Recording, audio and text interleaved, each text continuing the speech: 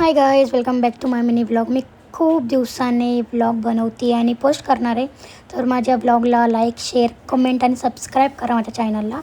आणि संडे होता तर मी आणि माझ्या फ्रेंडला खूप दिवस झाले आम्ही भेटलो पण नव्हतं.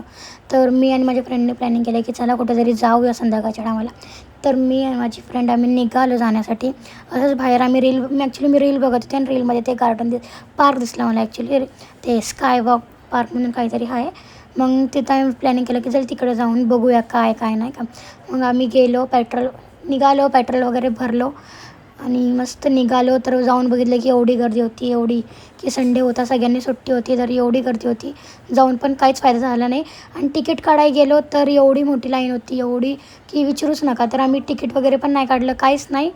असंच आलं, म्हणजे बाहेरूनच गार्डन बघितलं ना आले. कारण की जर आम्ही थांबलो, ॲक्च्युली आम्ही 6ला बसलो होतो आणि आम्ही जर लाईनमध्ये थांबलो असतो ना तर 8:30 तर झालेच असते. म्हणून आम्ही गार्डनमध्ये गेलो नाही.